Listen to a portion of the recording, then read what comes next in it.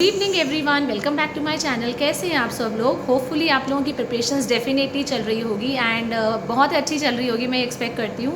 But आप में से कुछ कैंडिडेट्स ऐसे भी हैं जो लोग अभी ये पूछ रहे हैं कि क्या हम अभी DSSB की प्रिपरेशन करेंगे, तो क्या हम अभी भी कर सकते हैं? तो डेफिनेटली बोलते हैं ना, जब जागो तब सवेरा। तो डेफिनेटली ऐसा बिल्कुल भी नहीं है कि जो बच्चे 1-2 साल से प्रिपरेशन कर रहे हैं सिर्फ वही एग्ज़ाम को क्लियर कर सकते हैं।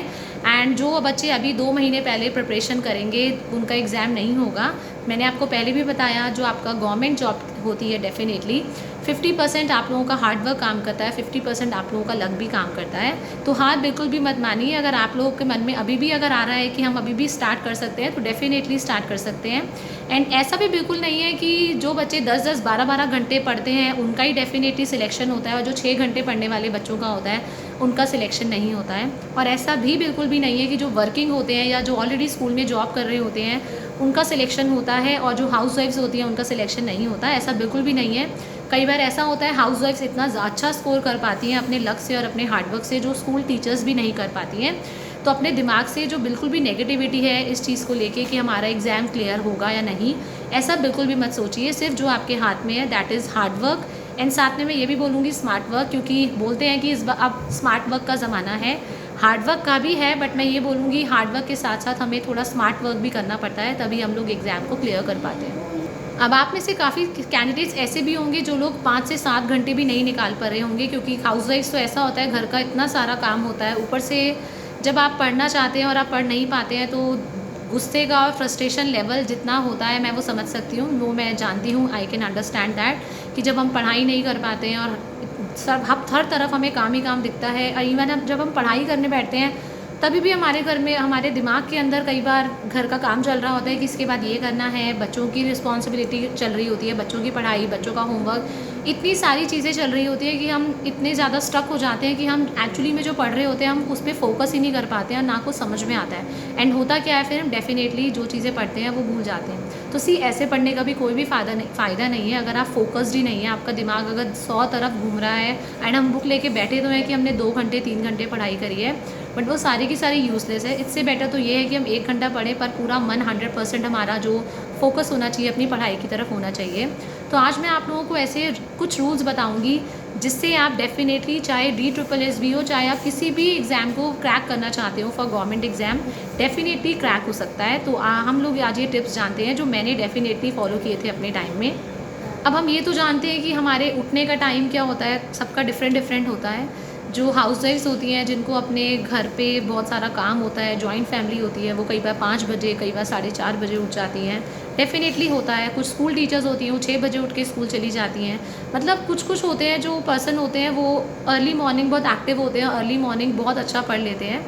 एंड कुछ होते हैं जो बोलते हैं कि नाइट पर्सन की, जैसे I am a night person, मैं रात को ही पढ़ती थी, सुबह मुझसे नहीं पढ़ा जाता था। रात को मैं 2, ढाई, 3 बजे तक पढ़ सकती हूँ, लेकिन सुबह अगर आप मुझे बोलें कि मैं सुबह पढ़ के जाऊँ तो डेफिनेटली बहुत हार्ड होता है। हाँ, आधा पौना घंटा मैं निकाल सकती हूँ, बट इससे ज़्यादा नहीं निकाल पाती थी। तो ये डिपेंड करता है आपके ऊपर कि आप मॉर्निंग पर्सन है या नाइट पर्सन है। पर ऐसा बिल्कुल भी नहीं है कि आप सुबह उठ के पढ़ेंगे तो आपको ज़्यादा याद रहेगा, या रात को पढ़ेंगे तो ज़्यादा याद रहेगा। It basically depends on you कि आपका कब फोकस बनता है। तो चाहे आप रात को पढ़ें, चाहे आप सुबह अपने लिए निकालें, पर आपको पूरे दिन के कम से कम मैं ये बोलूँगी 6 घंटे तो निकालने पड़ेंगे।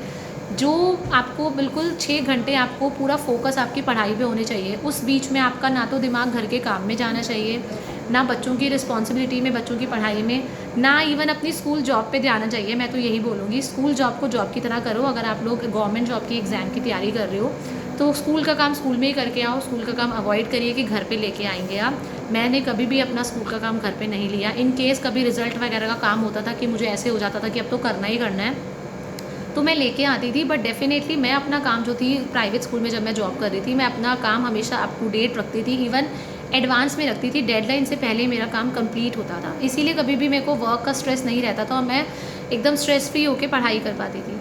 तो पहला रूल मैं आप लोगों को ये कि जब भी आपकी मॉर्निंग हो, चाहे आपकी मॉर्निंग 4 बजे हो रही है, चाहे आपकी मॉर्निंग रात को मतलब सुबह 9 बजे हो रही है, अगर आप वर्किंग नहीं हैं या अकेले रहते हैं, हाउस वाइफ हैं, या कोई स्टूडेंट है, अगर आप प्रिपेयर कर रहे हैं, चाहे आपकी मॉर्निंग 6 बजे, 7 बजे, 8 बजे, किसी भी टाइम आपकी, आप जब भी मॉर्निंग हो रही है, जो सुबह का आपका 1 से 1.5 घंटा होता है ना, वो बहुत ज़्यादा इंपॉर्टेंट होता है। आप ये मान लीजिए कि अगर आपने सुबह के 1 डेढ़ घंटे, सुबह मैं ये नहीं बोल रही हूँ कि अर्ली मॉर्निंग, जितने बजे भी आप सो के उठ रहे हैं, अपना ब्रश वगैरह करने के बाद आप मिल्क लेते हैं तो मिल्क, टी लेते हैं तो टी, इमीडिएट उसके बाद अगर आप 1 से 1.5 घंटा उठते ही पढ़ने बैठ जाते हैं ना, तो आप मान लीजिए कि पूरा दिन आपका बहुत अच्छा जाता है।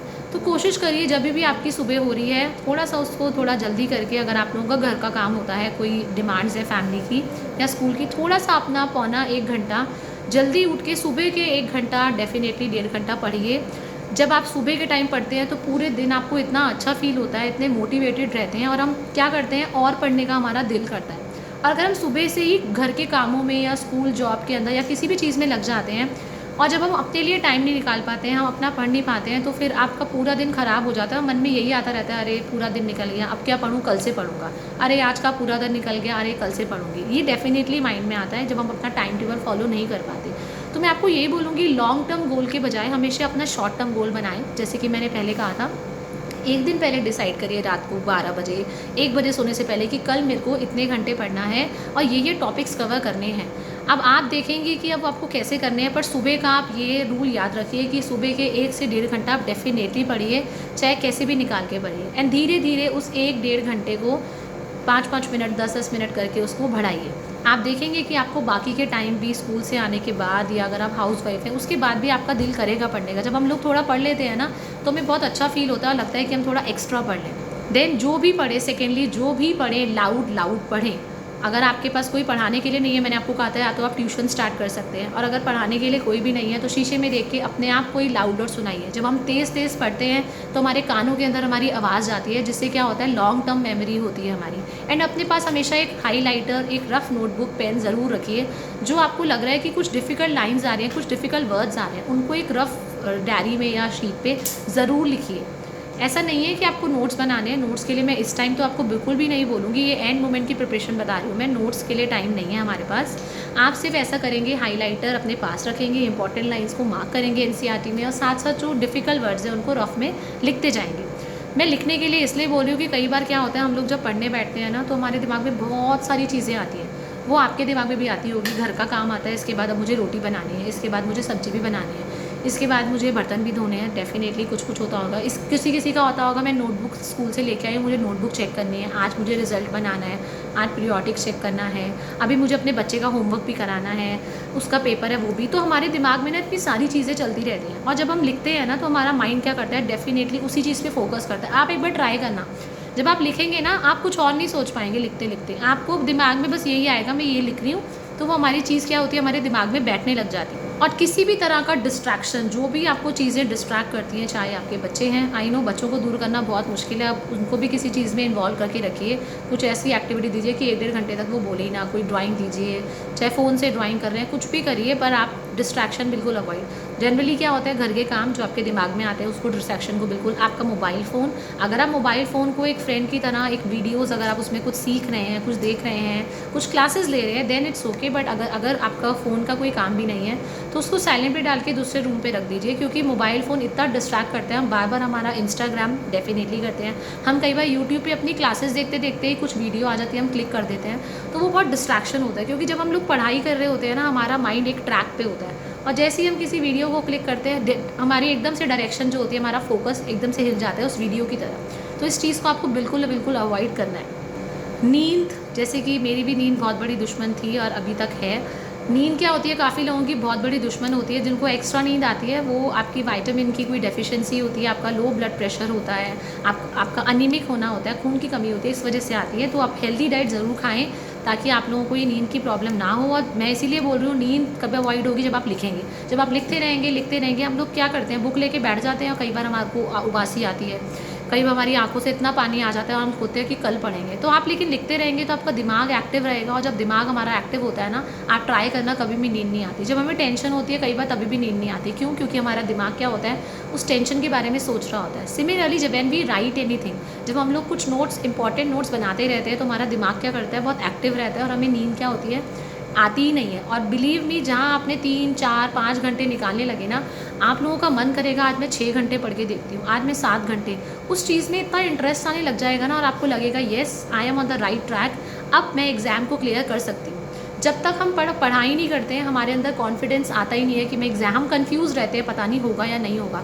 पर जहाँ हम लोग अच्छे से पढ़ने लग जाते हैं, मैं आपको बिल्कुल भी नहीं बोलूँगी आप 12-12 घंटे पढ़िए, 99% कोई भी नहीं पढ़ पाता। इवन स्कूल टाइम में आपने देखा होगा कुछ बच्चे ऐसे होते हैं जो लास्ट के एग्ज़ाम टाइम में पढ़ के ही 78-75% ले लेते हैं, और कुछ बच्चे शुरू से पढ़ रहे होते हैं वो 60-65 पे रह जाते हैं। तो उसको बोलते हैं स्मार्ट वर्क। आपको स्मार्ट वर्क करना है, और अभी भी ये टाइम जो है अभी हार्ड वर्क से ज़्यादा स्मार्ट वर्क का टाइम है, तो मैं आपको यही बोलूँगी।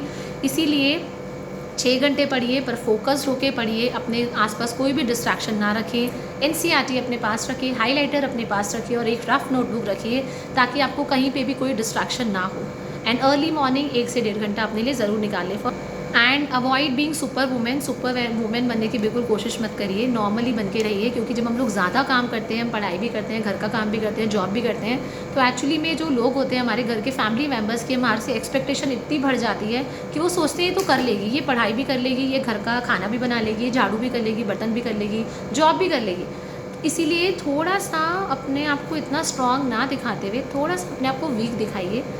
नहीं है वीक, मैं ये नहीं बोल रही हूँ कि आप एक्चुअली में बहुत वीक हैं, बट सुपर वुमेन मत बनिए। सुपर वुमेन बनेंगे तो आपके ऊपर एक से एक रिस्पॉन्सिबिलिटी लोग डालते रहेंगे, एंड फिर आपको क्या होगा, आपके सारे इफेक्ट आपकी पढ़ाई पे होगा, क्योंकि आप कुछ बोल भी नहीं पाएंगे। एंड फ्रस्ट्रेशन क्या होती है, गुस्सा कहाँ निकलता है पढ़ाई पे, हमारा मन ही नहीं करता, हम कहते हैं छोड़ो।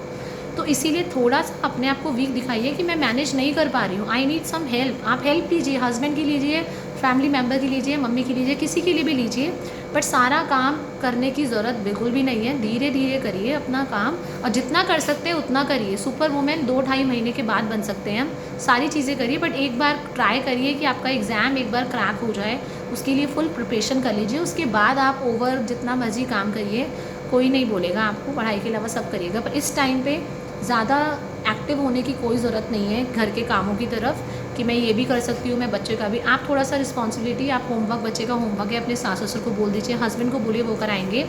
अदरवाइज़ आप ऐसा करिए कि 2 महीने के लिए ट्यूशन लगा दीजिए, कि सब कुछ उसको करना पड़े, ताकि आपके पास कुछ टाइम बचे। क्योंकि जब 1.5 से 2 घंटा बच्चा ट्यूशन पे रहेगा ना, वो 2 घंटा आपके लिए इतना गोल्डन टाइम होता है पढ़ने के लिए, तो ये ध्यान रखिए। एंड अवॉइड मल्टीटास्किंग, एक साथ इतनी सारी चीज़ें मत करिए। हमारा दिमाग जो होता है क्या है, it is also a machine. आप अगर इतना सारी चीज़ों में लगाओगे ना, तो वो कन्फ्यूज़ होकर रह जाएगा, और आप लोग पढ़ाई पे फोकस नहीं कर पाएंगे। क्योंकि हम कई बार एक टाइम में इतनी सारी चीज़ें कर रहे हैं ना, तो हमारी मेमोरी क्या होती है, कम होने लग जाती है। आपने देखा होगा कि जब हम लोग बहुत चीज़ें एक साथ सोचते हैं तो हमारी याददाश्त भी कमज़ोर हो जाती है, क्योंकि ये मेरे साथ हो रखा है। मैं सामान रख के भूल जाती थी, मैं दूध गैस पे रख के भूल जाती थी, क्योंकि मुझे होता था मुझे पढ़ना है, पढ़ना है, पढ़ना है, पढ़ना है। तो दिमाग में इतना पढ़ तो पाती नहीं थी, एंड अप इतना ज़्यादा हो जाता पाइल्ड अप। फिर मैंने धीरे धीरे रिलैक्स होना शुरू किया कि जो चीज़ जैसी है उसको वैसे रहने दो, मुझे ज़्यादा परफेक्ट बनने की ज़रूरत नहीं है। हम कई बार क्या होता है, मेरी भी हैबिट थी कि मुझे परफेक्ट बनना है, मुझे घर का काम भी करना है, मुझे जॉब भी करनी है, मुझे एग्ज़ाम भी क्रैक करना है। बट मैं आपको यही बोलूँगी, कोई भी ज़रूरत नहीं है, it's better to be imperfect. कभी कभी इम्परफेक्ट होना भी अच्छा होता है। हम ज़्यादा परफेक्शन से हमें कोई अवार्ड नहीं मिलने वाला है, डेफिनेटली कोई अवार्ड नहीं मिलने वाला है।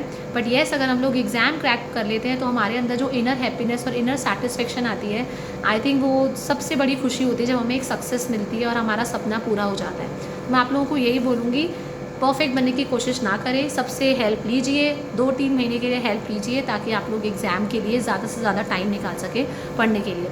शुरुआत मैंने पढ़ा, आप लोगों के कमेंट्स, आप लोग कह रहे हैं कि हम 2 घंटे निकाल पा रहे हैं। कोई बात नहीं, रिलैक्स, 2 घंटे निकाल पा रहे हैं।